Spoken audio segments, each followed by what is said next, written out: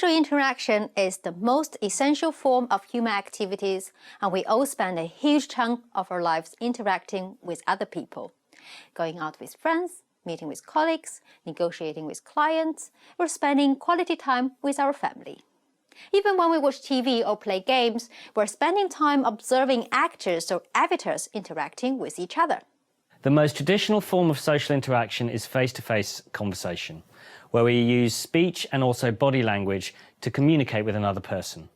What we call verbal signals, speech, and non-verbal signals, body language.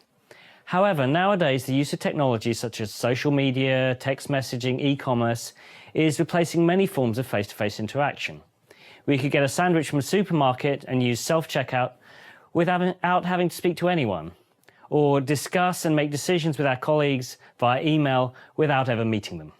But even when some of the social activities were removed or moved online, it is important that we could still express ourselves through the verbal and nonverbal channels we are most familiar with.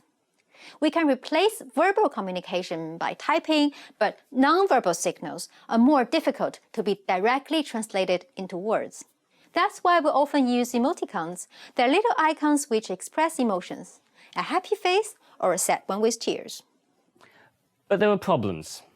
First, it's hard to use this limited range of emoticons to capture all the emotional expressions we use.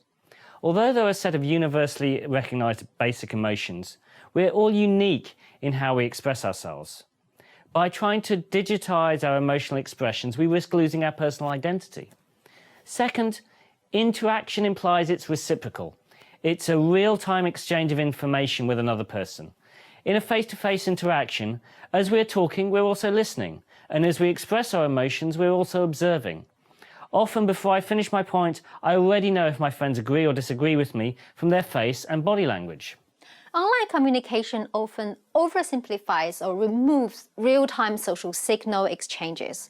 For instance, you might send an email to your colleagues today and they will only read and reply to it tomorrow. As a result, this can be unsatisfactory and even frustrating for many. Social interaction in virtual reality sits in between real and digital social interaction, and often can be a mixture of both, depending on the specific application. Many social VR applications are about the ability to interact with another person in real time. In this case, the aim is to capture as much as possible our expressions and apply those to the digital representations of ourselves, our avatars. So we can have high-fidelity social interactions where we can not only hear each other's words, but also sense their emotions through their nonverbal cues. There are a lot of things that can go wrong. We need to have a good microphone to capture what the other person is saying and a good set of headphones to play this in real time. The same applies to our facial expression and body language. We'll need to capture these non-verbal cues to animate the virtual reality representation of ourselves in real time. This is by no means a straightforward procedure. And in virtual reality, this person you are interacting with does not have to be a real person. It can be an autonomous agent whose behavior is generated by computer algorithms. And just like other human beings, they should be able to understand what we say and feel our emotions through our facial expressions and body language, and respond to us in real time. And in order to do this, we'll need the power of machine learning and AI. And it turns out that although machines can be very good at playing chess, they're not particularly good at socializing with human beings. Having said that, there are a lot of tricks you can play that give the illusion that the computer-driven virtual humans are responding to you in some ways, just like the other illusions you could get in virtual reality. So in this course, we'll teach you everything you need to know to get started in designing and implementing your own social VR applications. We'll teach you the theory and design principles behind virtual characters, what to consider for different types of applications, and most importantly, the unique features of VR which make it a useful tool for social interaction.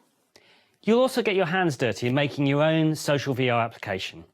We'll show you how to implement simple tasks, including how to import a virtual character into Unity, how to put some basic animation on them, and how to create the illusion that the computer-driven virtual humans are responding to you as if they were real.